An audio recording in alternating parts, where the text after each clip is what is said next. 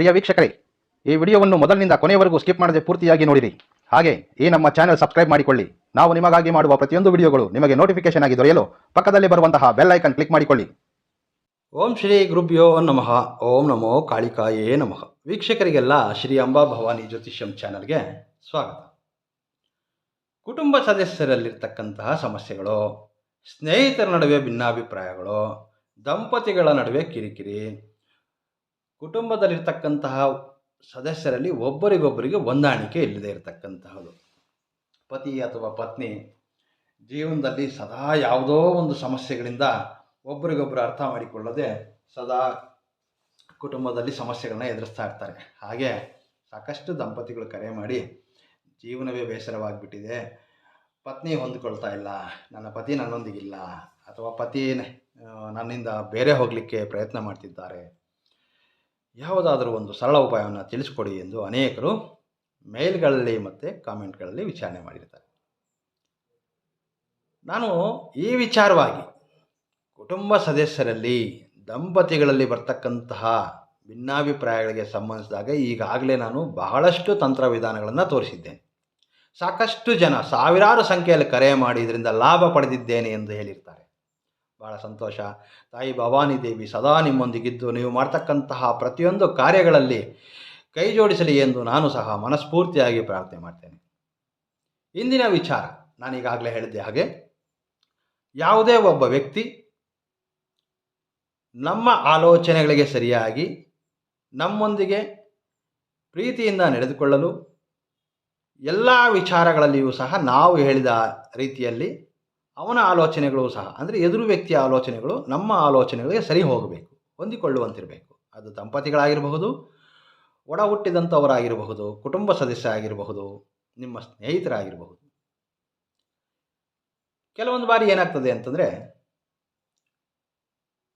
ತಪ್ಪು ಅರ್ಥಗಳನ್ನು ಮಾಡಿಕೊಂಡು ನೀವು ಹೇಳುವಂತಹ ಮಾತುಗಳಲ್ಲಿ ಅರ್ಥ ತಪ್ಪಾಗಿ ತಿಳಿದುಕೊಂಡು ವಿನಾಕಾರಣ ನಿಮ್ಮಿಂದ ದೂರ ಹೋಗಲು ಬಯಸ್ತಾರೆ. ಅದು ನಿಮ್ಮ ಸ್ನೇಹಿತರಿರಬಹುದು, ಪ್ರೇಮಿ ಇರಬಹುದು, ದಂಪತಿಗಳಲ್ಲಿ ಪತಿ ಅಥವಾ ಪತ್ನಿ ಇರಬಹುದು, ಒಡ ಹುಟ್ಟಿದ ಅಣ್ಣ ತಮ್ಮ ತಂಗಿಯರಿರಬಹುದು. ಯಾವ ವ್ಯಕ್ತಿಗೂ ಯಾವುದು ಈ ವಿಶ್ವದಲ್ಲಿ ಶಾಶ್ವತವಲ್ಲ, ಪ್ರೀತಿಯೊಂದೇ ಶಾಶ್ವತ. ಸಂಬಂಧಗಳು ಗಟ್ಟಿಯಾಗಿರಬೇಕು. ಈ ರೀತಿ ಆಲೋಚನೆ ಇದ್ದಾಗ ನಮ್ಮಿಂದ ದೂರ ಹೋಗಲು ಬಯಸಿರ್ತಕ್ಕಂತಹ ವ್ಯಕ್ತಿ ಇರಬಹುದು, ಅಥವಾ ನಮ್ಮೊಂದಿಗೆ ಆ ವ್ಯಕ್ತಿ ಅನುಕೂಲವಾಗಿ ನಡೆದುಕೊಳ್ಳಲಿ ಎಂಬ ಉದ್ದೇಶದಿಂದ ಕೆಲವೊಂದು ಉಪಾಯಗಳನ್ನು ನಾವು ಪ್ರಯತ್ನ ಮಾಡಬೇಕಾಗ್ತದೆ. ಆ ಒಂದು ಉಪಾಯಗಳಲ್ಲಿ ಬಹಳಷ್ಟು ಉಪಾಯಗಳು ನನ್ನ ಚಾನಲ್ನಲ್ಲಿ ಈಗಾಗಲೇ ನಾನು ಸುಮಾರು 4 ವರ್ಷಗಳಿಂದಲೂ ಈ ರೀತಿಯ ಕೆಲವು ತಂತ್ರವಿಧಾನಗಳನ್ನು ನಾನು ತೋರಿಸಿಕೊಟ್ಟಿದ್ದೇನೆ. ಸಾವಿರಾರು ಸಂಖ್ಯೆಯಲ್ಲಿ ಕರೆ ಮಾಡ್ತಾರೆ. ತಂತ್ರವಿಧಾನಗಳೆಲ್ಲ ಅನುಸರಿಸಿದ್ದೇನೆ. ನೀವು ಮಾಡ್ತಕ್ಕಂತಹ ಪ್ರತಿಯೊಂದು ತಂತ್ರಗಳನ್ನ ಪ್ರಯತ್ನ ಮಾಡ್ತಾ ಇರ್ತೇನೆ. ಒಳ್ಳೆಯ ಲಾಭವನ್ನು ಪಡೆದಿದ್ದೇನೆ. ಬಹಳಷ್ಟು ಸಂತೋಷವಾಗ್ತದೆ. ಈ ಕೆಲ ಕಾಲಗಳ ಹಿಂದೆ ಕೆಲವೊಂದು ಸಂಖ್ಯೆಯಲ್ಲಿ, ಹೆಚ್ಚಿನ ಸಂಖ್ಯೆಯಲ್ಲಿ ಕರೆ ಬಂದಿರತಕ್ಕಂತಹ ಸಮಸ್ಯೆ ಎಂದರೆ, ನಾನೀಗಾಗಲೇ ಇಂದಿನ ಈ ಸಂಚಿಕೆಯಲ್ಲಿ ನಿಮಗೆ ತೋರಿಸಲು ಹೊರಟಿರ್ತಕ್ಕಂತಹ ಉಪಾಯ ಇದೇ ವಿಚಾರಕ್ಕೆ ಸಂಬಂಧಿಸಿದ್ದು. ಒಬ್ಬ ವ್ಯಕ್ತಿ ನಮಗೆ ಅನುಕೂಲಕರವಾಗಿ ನಡೆದುಕೊಳ್ಳಲು ನಾವು ಈ ತಂತ್ರ ಉಪಾಯವನ್ನು ಪ್ರಯತ್ನ ಮಾಡಬಹುದು. ತಂತ್ರ ಉಪಾಯವನ್ನು ಪ್ರಯತ್ನ ಮಾಡೋದು ಹೇಗೆ ಅಂತಂದರೆ, ನೀವಿದ್ದಲ್ಲಿಯೇ ನಿಮ್ಮ ಮನೆಯಲ್ಲೇ ಯಾವುದೇ ಒಂದು ಕೋಣೆಯಲ್ಲಿ ಕುಳಿತುಕೊಳ್ಳಿ, ಸೂರ್ಯಾಭಿಮುಖವಾಗಿ ಪೂರ್ವ ದಿಕ್ಕಿಗೆ ಮುಖ ಮಾಡಿ ಏಕಾಂತವಾಗಿ ಕುಳಿತುಕೊಳ್ಳಿ. ಒಂದು ಬಿಳಿ ಹಾಳೆಯನ್ನು ತೆಗೆದುಕೊಳ್ಳಿ. ನಾನೀಗ ತೋರಿಸ್ತಕ್ಕಂತಹ ಒಂದು ಯಂತ್ರವನ್ನು ರಚನೆ ಮಾಡಲಿಕ್ಕೆ ನೀವು ಯಾವುದೇ ಬಣ್ಣದ ಪೆನ್ನನ್ನು ಬಳಸಬಹುದು. ನಾನಿಲ್ಲಿ ಒಂದು ಸಣ್ಣದಾಗಿರ್ತಕ್ಕಂತಹ ಮಾರ್ಕರ್ ತೆಗೆದುಕೊಂಡಿದ್ದೇನೆ. ಯಾಕೆಂದರೆ ಇಲ್ಲಿ ನಿಮಗೆ ಕಾಣಲಿ ಎಂಬ ಉದ್ದೇಶಕ್ಕೆ ನಾನಿಲ್ಲಿ ಈ ರೀತಿ ಬರೆದು ತೋರಿಸ್ತೇನೆ. ನೀವಿರೋ ಚಿಕ್ಕದಾಗಿರ್ತಕ್ಕಂತಹ ಒಂದು ಬಿಳಿ ಹಾಳೆಯನ್ನು ತೆಗೆದುಕೊಂಡು ಸಹ ನೀವು ಯಂತ್ರವನ್ನು ರಚನೆ ಮಾಡಬಹುದು. ಈಗ ನಾನು ಯಂತ್ರ ರಚನೆ ಮಾಡ್ತೇನೆ. ಇದೇ ರೀತಿ ಯಂತ್ರವನ್ನು ತಾವು ರಚನೆ ಮಾಡಿಕೊಳ್ಬೇಕಾಗ್ತದೆ. ಬಿಳಿ ಹಾಳೆ ತೆಗೆದುಕೊಳ್ಬೇಕು. ಮೊದಲು ಒಂದು ಚೌಕಾಕಾರವನ್ನು ರಚನೆ ಮಾಡಬೇಕು. ಈ ರೀತಿ ಬಿಳಿ ಹಾಳೆ ಮೇಲೆ ನಿಮಗೆ ಹತ್ತಿರದಲ್ಲಿ ಗ್ರಂಥಿಗೆ ಅಂಗಡಿಗಳು ಅಥವಾ ಪೂಜಾ ಸ್ಟೋರ್ ಇದ್ದರೆ ಪೂಜಾ ಸ್ಟೋರಲ್ಲಿ ಹೋಗಿಬಿಟ್ಟು ಸಹ ತಾವು ಭೋಜಪತ್ರೆ ತೆಗೆದುಕೊಳ್ಳಿ. ಭೋಜಪತ್ರೆ ಮೇಲೂ ಸಹ ಈ ರೀತಿ ಯಂತ್ರವನ್ನು ರಚನೆ ಮಾಡಬಹುದು. ಭೋಜಪತ್ರೆ ಸದ್ಯಕ್ಕೆ ಸಿಗ್ತಿಲ್ಲ. ಆಗೇನು ಮಾಡಬಹುದು, ಬಿಳಿ ಹಾಳೆ ತೆಗೆದುಕೊಳ್ಳಿ. ಬಿಳಿ ಹಾಳೆ ಮೇಲೂ ಸಹ ನೀವು ಈ ಒಂದು ಯಂತ್ರವನ್ನು ರಚನೆ ಮಾಡಬಹುದು. ಭೋಜಪತ್ರೆ ಸಾಧ್ಯವಾದಷ್ಟು ಪ್ರಯತ್ನ ಮಾಡಿ ಭೋಜಪತ್ರೆ ಮೇಲೆ ಈ ರೀತಿ ಒಂದು ಯಂತ್ರವನ್ನು ರಚನೆ ಮಾಡಿಕೊಳ್ಬೇಕು. ನಾನು ಈಗ ಮಾಡ್ತಾ ಇದ್ದೇನೆ. ಒಂದು ಚೌಕಾಕಾರವನ್ನು ಬರೆದು ಅದರಲ್ಲಿ ಒಳಭಾಗದಲ್ಲಿ ಇನ್ನೊಂದು ಚೌಕಾಕಾರ, ಅದರ ಒಳಭಾಗದಲ್ಲಿ ಇನ್ನೊಂದು ಚೌಕಾಕಾರವನ್ನು ರಚನೆ ಮಾಡಿದ್ದೇನೆ. ತುಂಬ ಸುಲಭವಾಗಿರ್ತಕ್ಕಂತಹ ಉಪಾಯ. ತಂತ್ರವಿಧಾನಗಳು, ತಂತ್ರಶಾಸ್ತ್ರದಲ್ಲಿರ್ತಕ್ಕಂತಹ ಉಪಾಯಗಳೆಲ್ಲವೂ ನಾನು ನಿಮಗೆ ಮುಂದಿನ ದಿನಗಳಲ್ಲಿ ಸಂಪೂರ್ಣವಾಗಿ ತಿಳಿಸ್ಕೊಡ್ತೇನೆ. ಸಮಯದ ಅಭಾವ ಇರೋದರಿಂದ ಪ್ರತಿ 10-15 ದಿನಗಳಿಗೆ ಒಂದು ತಂತ್ರವಿಧಾನವನ್ನು ತೋರಿಸಲಿಕ್ಕೆ ಸಾಧ್ಯವಾಗ್ತಾ ಇದೆ. ಹೊರಗಡೆ ಕೆಲಸ ಕಾರ್ಯಗಳಿಂದ ಪ್ರಯಾಣ ಬೆಳೆಸ್ತಾ ಇರೋದ್ರಿಂದ ವಿಡಿಯೋ ಹೆಚ್ಚಿನ ಸಂಖ್ಯೆಯಲ್ಲಿ ಮಾಡಲಿಕ್ಕೆ, ತಂತ್ರವಿಧಾನಗಳು ನಿಮಗೆ ತೋರಿಸಲಿಕ್ಕೆ ಸಾಧ್ಯವಾಗ್ತಿಲ್ಲ. ಸಾಧ್ಯವಾದಷ್ಟು ನನ್ನ ಬಿಡುವಿನ ವೇಳೆಯಲ್ಲಿ ನಿಮಗೆ ತಂತ್ರವಿಧಾನಗಳೆಲ್ಲವೂ ತಿಳಿಸ್ಕೊಡ್ತೇನೆ ಮುಂದಿನ ದಿನಗಳಲ್ಲಿ. ಚಾನಲ್ ಸಬ್ಸ್ಕ್ರೈಬ್ ಮಾಡ್ಕೊಳ್ಳಿ. ಹೊಸದಾಗಿ ಬಂದಿರತಕ್ಕಂಥವ್ರು ಯಾರು ಹೊಸದಾಗಿ ನನ್ನ ಚಾನಲ್ ನೋಡ್ತಿದ್ದೀರಾ, ಚಾನಲ್ ಸಬ್ಸ್ಕ್ರೈಬ್ ಮಾಡ್ಕೊಳ್ರಿ. ಚಾನಲ್ ಸಬ್ಸ್ಕ್ರೈಬ್ ಮಾಡ್ಕೊಳ್ಳೋದ್ರಿಂದ ಏನಾಗುತ್ತೆ, ನಾಳೆ ಅಥವಾ ನಾಳದ್ದು ಮುಂದಿನ ದಿನಗಳಲ್ಲಿ ನಾನು ಯಾವುದೇ ಒಂದು ವಿಡಿಯೋ ಮಾಡಿದ್ರೂ ಸಹ ಅದು ನಿಮ್ಮ ಮೊಬೈಲ್ಗೆ ನೋಟಿಫಿಕೇಷನ್ ಆಗಿ ಸಿಗುತ್ತೆ. ಇದು ಸಂಪೂರ್ಣ ಉಚಿತ. ವಿಡಿಯೋ ಇಷ್ಟ ಆದರೆ ಲೈಕ್ ಮಾಡಿ, ಅಥವಾ ಈ ಮಾಹಿತಿ ನಿಮಗೆ ಗೊತ್ತಿರತಕ್ಕಂತಹ ಸ್ನೇಹಿತರು ಯಾರಿಗಾದರೂ ಈ ರೀತಿ ಸಮಸ್ಯೆ ಇದ್ದರೆ ಅವರಿಗೆ ಹೇಳಿ, ಅಥವಾ ಈ ವಿಡಿಯೋವನ್ನು ಅವ್ರಿಗೆ ಶೇರ್ ಮಾಡಿ. ಸಮಸ್ಯೆಯಿಂದ ಪರಿಹಾರ ಕಂಡುಕೊಳ್ಳೋದಕ್ಕೆ ನೀವು ಸಹ ಅವರಿಗೆ ಸಹಾಯ ಮಾಡಿದ ರೀತಿಯಲ್ಲಿ ಆಗ್ತದೆ. ನಾವಿಲ್ಲಿ ಮಾಡಿದ್ದೇವೆ 3 ಚೌಕಾಕಾರಗಳು, ಒಂದರ ಒಳಗಾಗಿ ಒಂದನ್ನು ಬರೆದಿದ್ದೇವೆ. ಯಂತ್ರದ ಮೇಲ್ಭಾಗದಲ್ಲಿ ಓಂ ನಮೋ ವಶ್ಯಂಕರಿ ದೇವಿ ನಮಃ, ಓಂ ನಮೋ ವಶ್ಯಂಕರಿ ದೇವಿ ನಮಃ ಯಂತ್ರದ ಮೇಲ್ಭಾಗದಲ್ಲಿ.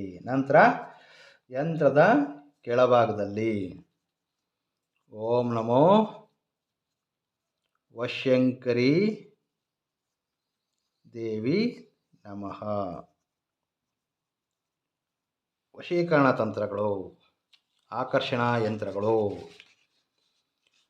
ಇವೆಲ್ಲವೂ ನಾನು ಈಗಾಗಲೇ ಹೇಳಿದ ಹಾಗೆ 4 ಬದಿಯಲ್ಲಿ ಬರೀಬೇಕು. ಓಂ ನಮೋ ವಶ್ಯಂಕರಿ ದೇವಿ ನಮಃ ಈ ರೀತಿ 4 ಬದಿಯಲ್ಲಿ ಬರೀಬೇಕು.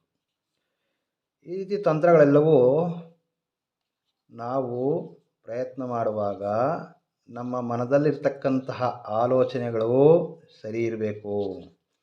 ಯಾವುದೇ ದುರುದ್ದೇಶಕ್ಕೆ ಈ ರೀತಿಯ ತಂತ್ರಗಳನ್ನು ನಾವು ಬಳಸ್ಕೊಳ್ಬಾರ್ದು. ನಮಗೆ ಪರಿಚಯನೇ ಇರೋದಿಲ್ಲ ಅಂತಹ ವ್ಯಕ್ತಿಗಳ ಮೇಲೆ ಈ ರೀತಿ ಪ್ರಯೋಗ ಮಾಡ್ತಕ್ಕಂಥದ್ದು ತಪ್ಪು. ಅನೇಕ ದಿನಗಳಿಂದ ನಮ್ಮೊಂದಿಗಿದ್ದು ಈಗ ನಮ್ಮಿಂದ ದೂರ ಹೋಗ್ತಾ ಇದ್ದಾರೆ. ಸ್ನೇಹಿತ, ನನ್ನ ಆತ್ಮೀಯ ನನ್ನಿಂದ ದೂರ ಹೋಗ್ತಾ ಇದ್ದಾರೆ. ಆ ವ್ಯಕ್ತಿ ನನ್ನ ಜೀವನದಲ್ಲಿ ಇರಲೇಬೇಕು. ಯಾವುದೋ ಒಂದು ಗಳಿಗೆ, ಆ ಒಂದು ಕೆಟ್ಟ ಗಳಿಗೆಯಲ್ಲಿ ಯಾವುದೋ ಒಂದು ಮಾತಿಂದ, ಸಣ್ಣ ಪುಟ್ಟ ವಿಚಾರಗಳಿಂದ ಆ ವ್ಯಕ್ತಿ ನಮ್ಮಿಂದ ಈಗ ದೂರ ಹೋಗಿರ್ತಾರೆ. ದೂರ ಹೋಗಿರ್ತಕ್ಕಂತಹ ವ್ಯಕ್ತಿನ ಮರಳಿ ಪಡೆಯಬಹುದಾ? ಖಂಡಿತವಾಗಲು ಸಹ ಈ ಯಂತ್ರ ರಚನೆ ಮಾಡಿ, ನಾನು ಹೇಳಿದ ರೀತಿಯಲ್ಲಿ ಈ ಒಂದು ಉಪಾಯವನ್ನು ಪ್ರಯತ್ನ ಮಾಡಿ. ದೂರ ಹೋಗಿದ್ದಾರೆ, ನನಗೆ ಬಹಳಷ್ಟು ಕರೆಗಳು ಬರ್ತದೆ. ತವರು ಮನೆಯಲ್ಲಿದ್ದೀನಿ ಗುರುಗಳೇ, ಪತಿ ನನ್ನನ್ನು ಬಿಟ್ಟುಬಿಟ್ಟಿದ್ದಾರೆ. ಈ ರೀತಿ ಸ್ನೇಹಿತ, ಒಳ್ಳೆ ಸ್ನೇಹಿತ ಗುರುಗಳೇ, ಈಗ ನನ್ನ ಹತ್ರ ಮಾತಾಡ್ತಿಲ್ಲ, ನನ್ನನ್ನು ತುಂಬ ಅವಾಯ್ಡ್ ಮಾಡ್ತಾ ಇದ್ದಾರೆ. ನಾನು ಪ್ರೀತಿಸಿದಂತಹ ಪ್ರೇಮಿ ಯುವತಿ ಯಾರೇ ಇರಬಹುದು, ವಿವಾಹ ಆಗಬೇಕೆಂಬ ನಿಮಗೆ ಆಲೋಚನೆ ಇದ್ದರೆ ತಪ್ಪು ಉದ್ದೇಶಗಳಿಗಾಗಿ ಇದನ್ನು ಬಳಸಿಕೊಳ್ಳಬಾರ್ದು. ಸದುದ್ದೇಶದಿಂದ ಕೂಡಿರ್ತಕ್ಕಂತಹ ಯಾವುದೇ ಕಾರಣಕ್ಕಾದರೂ ಸರಿ, ಶೀಘ್ರಗತಿಯಲ್ಲಿ ಲಾಭ ಕೊಡ್ತಕ್ಕಂತಹ ವಿಧಾನ, ತಂತ್ರವಿಧಾನ, ಉಪಾಯಗಳು ಬಹಳಷ್ಟು ತೋರಿಸಿದ್ದೇನೆ. ಸದುದ್ದೇಶಕ್ಕೆ ಬಳಸಿಕೊಳ್ಳಿ, ಖಂಡಿತ ನೀವು ಲಾಭ ಪಡಿತೀರಿ. ನಿಮ್ಮ ಕುಟುಂಬ ಸದಸ್ಯರಿರಬಹುದು, ನೀವು ದಂಪತಿಗಳಾಗಿರಬಹುದು, ನಿಮ್ಮ ಕೆಲಸ ಕಾರ್ಯಗಳಲ್ಲಿ ನಿಮ್ಮೊಂದಿಗೆ ಕೆಲಸ ಮಾಡ್ತಕ್ಕಂತಹ ನಿಮ್ಮ ಸಹೋದ್ಯೋಗಿಗಳು ನಿಮ್ಮ ಜೊತೆಯಲ್ಲಿ ಒಳ್ಳೆಯ ಅನ್ಯೂನ್ಯತೆ ಬೆಳೀಲಿಕ್ಕೆ ಈ ಒಂದು ಉಪಾಯವನ್ನು ತಾವೆಲ್ಲರೂ ಪ್ರಯತ್ನ ಮಾಡಬಹುದು. ಈಗ ಈ ಯಂತ್ರದ ಈ ಮಧ್ಯಭಾಗದಲ್ಲಿ ಕೆಲವು ಬೀಜಾಕ್ಷರಗಳನ್ನು ಬರೆಯಬೇಕು. ಗಮನವಿಟ್ಟು ನೋಡಿ. ಓಂ ಕ್ಲೀಂ ಕ್ಲೀಂ ಕ್ಲೀಂ ಶ್ರೀಂ ಕ್ರೀಂ. ಇದು ಕೊನೆಯಲ್ಲಿ ಕ್ರೀಂ. ಓಂ ಕ್ಲೀಂ ಕ್ಲೀಂ ಕ್ಲೀಂ ಶ್ರೀಂ ಕ್ರೀಂ. ಮತ್ತೆ ನಿಮಗೆ ಯಂತ್ರವನ್ನು ಕ್ಯಾಮರಾದ ಬಳಿ ಹತ್ತಿರ ತೆಗೆದುಕೊಂಡು ಬಂದು ತೋರಿಸ್ತೇನೆ. ಕೆಳಬದಿಯಲ್ಲೂ ಸಹ ಓಂ ಕ್ಲೀಂ ಕ್ಲೀಂ ಕ್ಲೀಂ ಶ್ರೀಂ ಕ್ರೀಂ. ನಂತರ ಯಂತ್ರದ ಮೇಲ್ಬದಿಯಲ್ಲಿ ಕೆಳಬದಿಯಲ್ಲಿ ಆಯಿತು. ಈಗ ಎಡ ಮತ್ತು ಬಲಬದಿಯಲ್ಲಿ ಏನು ಬರೀಬೇಕು ಅಂದರೆ, ಮೇಲ್ಭಾಗದಲ್ಲಿ ಶ್ರೀಂ ಶ್ರೀಂ ಶ್ರೀಂ, ಯಂತ್ರದ ಎಡಬದಿ ಆದಮೇಲೆ ಯಂತ್ರದ ಬಲಬದಿಯಲ್ಲಿ ಶ್ರೀಂ ಶ್ರೀಂ ಶ್ರೀಂ. ಬೀಜಾಕ್ಷರಗಳೆಲ್ಲ ಬರೆದಿದ್ದಾಯಿತು. ಈಗ ನಾವು ಈ ಯಂತ್ರದಲ್ಲಿ ಕೆಲವೊಂದು ದೈವಿಕ ಸಂಖ್ಯೆಗಳನ್ನ ಬರೆಯಬೇಕಾಗಿರ್ತದೆ. ಉಳಿದಂತಹ ಕೊನೆಯ ಸಾಲೇನಿದೆ, ಇದರ ಮಧ್ಯದಲ್ಲಿರ್ತಕ್ಕಂತಹ ಈ ಸಾಲುಗಳಲ್ಲಿ ಕೆಲವೊಂದು ದೈವ ಸಂಖ್ಯೆಗಳು. ಅವ್ಯಾವುದು? 116, ಹಾಗೆ ಮಧ್ಯಭಾಗದಲ್ಲಿ 106 ಮತ್ತು 116. ಇದೇ ರೀತಿ ಸಂಖ್ಯೆಗಳನ್ನು ನೀವು ಈ 4 ಬದಿಯಲ್ಲೂ ಬರೆದುಕೊಳ್ಬೇಕು. 116, 106, 116. ಎಡ ಮತ್ತು ಬಲಬದಿಯಲ್ಲೂ ಸಹ 116, 106, 116. ಈ ರೀತಿ ನೀವು 4 ಬದಿಯಲ್ಲೂ ಸಹ ಬರೆದುಕೊಳ್ಬೇಕು. ದೈವಿಕ ಸಂಖ್ಯೆಗಳು 116, 106, 116 ಎಂಬ ಸಂಖ್ಯೆಗಳನ್ನ ಬರೆದ ನಂತರ ಯಂತ್ರದ ಮಧ್ಯಭಾಗದಲ್ಲಿ ಉಳಿದಿರ್ತಕ್ಕಂತಹ ಸ್ಥಳ, ಈಗ ನೋಡಿ ನಾನು ನಿಮ್ಗೆ ಹತ್ತಿರ ತೆಗೆದುಕೊಂಡು ಬಂದು ತೋರಿಸ್ತೀನಿ. ಬೀಜಾಕ್ಷರಗಳನ್ನು ನೀಟಾಗಿ ನೋಡಿ ಅರ್ಥ ಮಾಡಿಕೊಳ್ಳಿ. ಮೇಲೆ ಸಾಲಿನಲ್ಲಿ ಬರೆದಿರ್ತಕ್ಕಂಥದ್ದು ಓಂ ಕ್ಲೀಂ ಕ್ಲೀಂ ಕ್ಲೀಂ ಶ್ರೀಂ ಕ್ರೀಂ ಎಂಬ ಬೀಜಾಕ್ಷರಗಳು. ಕೆಳಬದಿಯಲ್ಲೂ ಸಹ ಸೇಮ್. ಅರ್ಥವಾಗಿದೆ ಅಲ್ವಾ?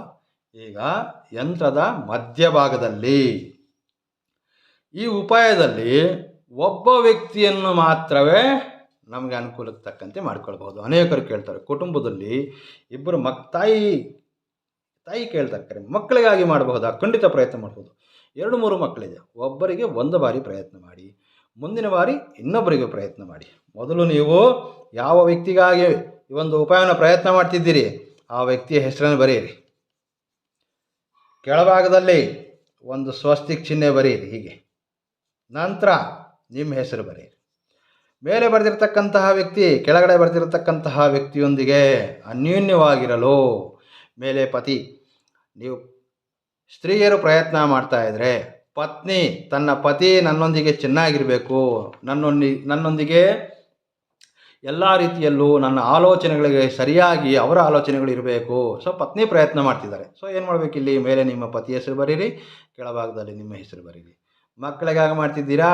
ಮೇಲ್ಭಾಗದಲ್ಲಿ ನಿಮ್ಮ ಮಕ್ಕಳ ಹೆಸರು ಬರೀರಿ, ಕೆಳಭಾಗದಲ್ಲಿ ನಿಮ್ಮ ಹೆಸರು ಬರೀರಿ.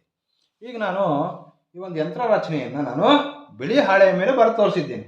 ನಾನು ಆಗಲೇ ಹೇಳಿದ್ದೇನೆ, ಗ್ರಂಥಿಗೆ ಅಂಗಡಿಗಳಲ್ಲಿ ಪೂಜಾ ಸಾಮಗ್ರಿಗಳು ಮಾರಾಟ ಮಾಡ್ತಕ್ಕಂತಹ ಅಂಗಡಿಗಳಲ್ಲಿ ಈಗ ಆನ್ಲೈನ್ನಲ್ಲಿ ಬರ್ತದೆ ಭಾಳಷ್ಟು. ಅಮೆಝಾನು, ಫ್ಲಿಪ್ಕಾರ್ಟು ಇಂಥ ಸ್ಥಳದಲ್ಲಿ ನೀವು ಭೋಜಪತ್ರೆಯನ್ನು ನೀವು ಆನ್ಲೈನ್ ಮುಖಾಂತರನೂ ಮನೆಗೆ ತರಿಸ್ಕೊಳ್ಬಹುದು.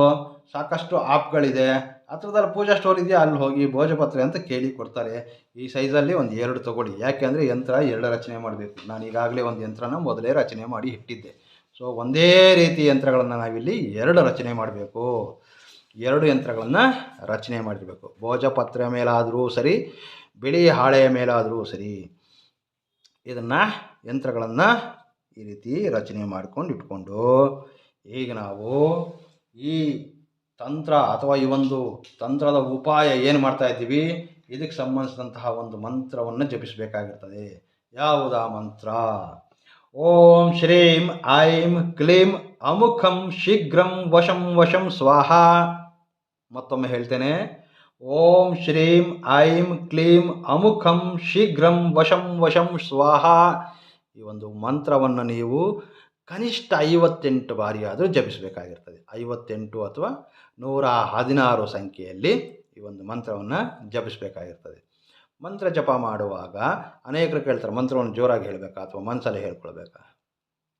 ಮಂತ್ರ ಮನಸ್ಸಲ್ಲಿ ಹೇಳ್ಕೊಂಡ್ರೂ ತೊಂದರೆ ಇಲ್ಲ, ಅಥವಾ ನೀವು ಮನೆಯಲ್ಲಿ ಯಾರೂ ಇಲ್ಲ, ನಾನು ಒಬ್ಬಳೇ ಇದ್ದೇನೆ, ಪ್ರಯತ್ನ ಮಾಡಬಹುದು ಅನ್ನೋದಾದರೆ ನೀವು ಹೇಗಾದರೂ ನಿಮ್ಮ ಅನುಕೂಲ ನೋಡಿಕೊಂಡು ಮಂತ್ರವನ್ನು ಜಪ ಮಾಡಬಹುದು. ಇನ್ನು ಕೆಲವರು ಕರೆ ಮಾಡ್ತಾರೆ, ಗುರುಗಳೇ ಅದೇ ಸಂಖ್ಯೆಯಲ್ಲಿ 58 ಅಥವಾ 116 ಸಂಖ್ಯೆಯಲ್ಲಿ ಜಪ ಮಾಡೋದು ಹೇಗೆ? ಅದಕ್ಕೆ ಜಪಮಾಲೆಗಳು ಸಿಗುತ್ತೆ, ಬೇರೆಲ್ಲ ಶಾಪ್ಗಳ ದೊರೆಯುತ್ತೆ, ಅದು ತೆಗೆದುಕೊಳ್ಬೋದು. ಸರಳವಾಗಿರ್ತಕ್ಕಂಥ ಮಂತ್ರ 58, ಕನಿಷ್ಠ 58 ಬಾರಿ ಆದರೂ. ನಂತರ ಅನೇಕರು ಕರೆ ಮಾಡ್ತಾರೆ, ಗುರುಗಳೇ ಮಂತ್ರವನ್ನು ಬರೆದು ತೋರಿಸಿ ಅಂತೇಳಿ. ಸೊ ಈ ದಿನ ನಿಮಗೆ ಮಂತ್ರವನ್ನು ಸಹ ಬಿಳಿ ಹಳೆ ಮೇಲೆ ಬರೆದು ತೋರಿಸ್ತಾ ಇದ್ದೇನೆ. ಓಂ ಶ್ರೀಂ ಐಂ ಕ್ಲೀಂ ಅಮುಖಂ ಶೀಘ್ರಂ ವಶಂ ವಶಂ ಸ್ವಾಹ. ಮಂತ್ರವನ್ನು ನೀಟಾಗಿ ನೋಡಿ.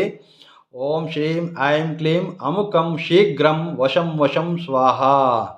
ಈ ಮಂತ್ರವನ್ನು ತಾವು ಜಪ ಮಾಡುವಾಗ, ಈ ಮಂತ್ರವನ್ನು ಯಾವಾಗ ನೀವು ಅದೇ 58 ಅಥವಾ 116 ಸಂಖ್ಯೆಯಲ್ಲಿ ಜಪ ಮಾಡ್ತೀರಲ್ವಾ, ಆ ಜಪ ಮಾಡ್ತಕ್ಕಂಥ ಸಮಯದಲ್ಲಿ ಇಲ್ಲಿರ್ತಕ್ಕಂತಹ ಅಮುಕಂ ಎಂಬ ಶಬ್ದವನ್ನು ಓದಬಾರ್ದು. ಇದರ ಬದಲಾಗಿ ಈ ಯಂತ್ರದಲ್ಲಿ ಈ ಮೇಲ್ಭಾಗದಲ್ಲಿ ಯಾವ ವ್ಯಕ್ತಿ ಹೆಸರು ಬರೆದಿದ್ದೀರಿ ಆ ವ್ಯಕ್ತಿಯ ಹೆಸರನ್ನು ಅಮುಕಂ ಎಂಬ ಪದದ ಬದಲಿಗೆ ಅಲ್ಲಿ ಹೆಸರನ್ನು ಸೇರಿಸಿ ತಾವು, ಅರ್ಥವಾಗಿದೆಯಲ್ಲ, ಅಮುಕಂ ಎಂಬ ಪದದ ಬದಲಿಗೆ ವ್ಯಕ್ತಿಯ ಹೆಸರನ್ನು ಸೇರಿಸಿ ನೀವು 58 ಅಥವಾ 116 ಸಂಖ್ಯೆಯಲ್ಲಿ ಜಪ ಮಾಡಬೇಕು. ಮಂತ್ರ ಜಪ ಸಮಾಪ್ತಿಯಾದ ನಂತರ, ಮಂತ್ರ ಜಪ ಸಮಾಪ್ತಿ ಆಯಿತು ನೋಡಿ, ಈ ರೀತಿ ಎರಡೂ ಯಂತ್ರಗಳನ್ನು ತೆಗೆದುಕೊಳ್ಳಿ. ಯಾವ ರೀತಿ ಆದರೂ ಫೋಲ್ಡ್ ಮಾಡಿ ಯಂತ್ರಗಳನ್ನು, ಅರ್ಥ ಆಯ್ತಲ್ಲ? ಈ ರೀತಿ ಫೋಲ್ಡ್ ಮಾಡಿ ಹೀಗೆ ಅಗ್ನಿಸ್ಪರ್ಶ ಮಾಡಿ ನಾವು ಯಂತ್ರವನ್ನು ಸಂಪೂರ್ಣವಾಗಿ ಸುಡಬೇಕಾಗಿರ್ತದೆ. ತಗೊಳ್ಳಿ, ಈ ರೀತಿ ಯಾವ ರೀತಿ ಆದರೂ ಫೋಲ್ಡ್ ಮಾಡಿ. ನಮಗೆ ಈ ಸಂಪೂರ್ಣವಾಗಿ ನಾವು ರಚನೆ ಮಾಡಿರ್ತಕ್ಕಂತಹ ಯಂತ್ರ ಎಲ್ಲವೂ ಅಗ್ನಿಸ್ಪರ್ಶವಾಗಬೇಕು, ಇದು ಬಹಳ ಮುಖ್ಯ.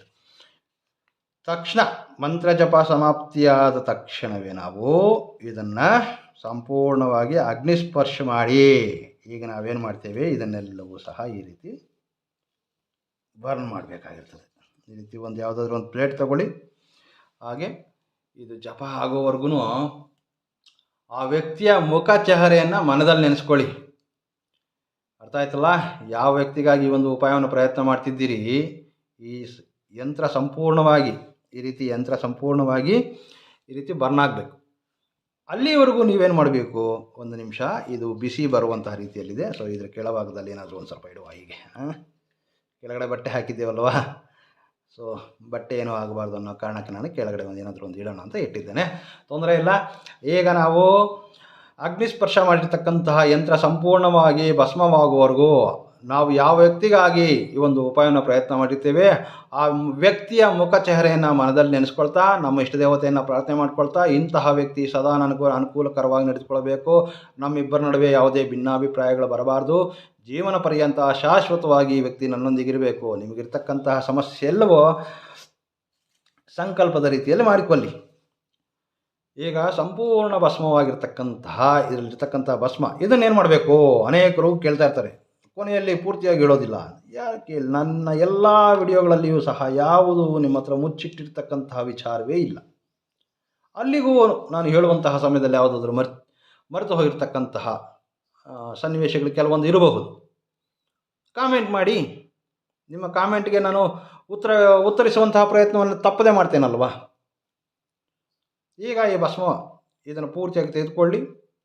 ನಿಮ್ಮ ಮನೆಯಲ್ಲಿ ಅಥವಾ ಮನೆಯ ಮುಂಭಾಗದಲ್ಲಿ ಬೆಳೆಸಿರತಕ್ಕಂತಹ ಯಾವುದಾದ್ರೂ ಒಂದು ಗಿಡದ ಬುಡಕ್ಕೆ ಈ ಒಂದು ಭಸ್ಮವನ್ನು ಹಾಕಬಹುದು, ಅಥವಾ ಇದನ್ನು ನೀರಲ್ಲಿ ಬೆರೆಸಿ ಆ ನೀರನ್ನು ಸಹ ಯಾರು ತುಳಿದಿರತಕ್ಕಂತಹ ಸ್ಥಳದಲ್ಲಿ ಹೊರಚೆಲ್ಲಬಹುದು. ಆ ನೀರನ್ನೂ ಸಹ ಗಿಡದ ಬುಡದಲ್ಲ ಹಾಕಬಹುದು. ಈ ಒಂದು ಉಪಾಯವನ್ನು ಪ್ರಯತ್ನ ಮಾಡೋದ್ರಿಂದ ಇಬ್ಬರು ವ್ಯಕ್ತಿಗಳ ನಡುವೆ ಹೊಂದಾಣಿಕೆ ಬೆಳೀತದೆ. ದಂಪತಿಗಳಿರಬಹುದು, ಸ್ನೇಹಿತರಿರಬಹುದು, ಪ್ರೇಮಿಗಳಿರಬಹುದು, ಕುಟುಂಬ ಸದಸ್ಯರಿರಬಹುದು. ತಂತ್ರ ವಿಧಾನಗಳು ಫಲ ಕೊಡಲು ಪ್ರಾರಂಭಿಸಿದರೆ ಅದು ನಿಮಗೆ ಶಾಶ್ವತವಾಗಿ ನಿಂತು ಬಿಡ್ತವೆ. ಒಂದಲ್ಲ ಎರಡು ಬಾರಿ ಈ ಒಂದು ಉಪಾಯವನ್ನು ಪ್ರಯತ್ನ ಮಾಡಿ. ಸಾಕಷ್ಟು ಜನ ಕರೆ ಮಾಡಿ ಕುಟುಂಬದಲ್ಲಿ ಕಲಹಗಳು, ದಂಪತಿಗಳಲ್ಲಿ ಹೊಂದಾಣಿಕೆ ಇಲ್ಲ, ಪ್ರೀತಿಸಿದಂತಹ ಪ್ರೇಮಿ ಅಥವಾ ನನ್ನಿಂದ ಈಗ ದೂರ ಹೋಗಲು ಬಯಸ್ತಾ ಇದ್ದಾರೆ, ಈ ರೀತಿ ಸಮಸ್ಯೆಗಳಿಗೆ ಒಂದು ಪರಿಹಾರ ಮಾರ್ಗವನ್ನು ತಿಳಿಸ್ಕೊಡಬೇಕು ಅಂತ ಅನೇಕರು ಕಾಮೆಂಟ್ಗಳಲ್ಲಿ ವಿಚಾರಣೆ ಮಾಡಿದ್ದಾರೆ. ಈ ಒಂದು ಉಪಾಯವನ್ನು ಪ್ರಯತ್ನ ಮಾಡಿ, ಖಂಡಿತವಾಗಿಯೂ ನೀವು ಶೀಘ್ರವಾಗಿ ಇದರಿಂದ ಲಾಭವನ್ನು ಪಡಿತೀರಿ. ತಪ್ಪದೇ ವಿಡಿಯೋನ ಲೈಕ್ ಮಾಡಿ, ನಿಮಗೆ ತಿಳಿದಿರ್ತಕ್ಕಂತಹ ಸ್ನೇಹಿತರೊಂದಿಗೆ ವಿಡಿಯೋನ ಶೇರ್ ಮಾಡಿಕೊಳ್ಳಿ. ಈ ರೀತಿ ಸಮಸ್ಯೆಯಲ್ಲಿರ್ತಕ್ಕಂತಹ ಯಾರಿಗಾದರೂ ಇದರಿಂದ ಲಾಭವಾಗಲಿ ಎಂಬುದು ನಮ್ಮ ಆಸೆ. ನೀವು ಸಹ ಈ ವಿಡಿಯೋನ ಶೇರ್ ಮಾಡಿಕೊಳ್ಳೋದ್ರಿಂದ 10 ಜನಗಳಿಗೆ ಈ ರೀತಿ ಸಮಸ್ಯೆಯಲ್ಲಿರ್ತಕ್ಕಂಥವ್ರಿಗೆ ಅವರಿಗೆ ಈ ಉಪಾಯ ಉಪಕಾರವಾಗಬಹುದು. ಮುಂದಿನ ವಿಡಿಯೋದಲ್ಲಿ ಭೇಟಿ ಆಗ್ತೇನೆ. ನಮಸ್ಕಾರ. ಸರ್ವೇ ಜನೋ ಸುಖಿನೋ ಭವಂತು.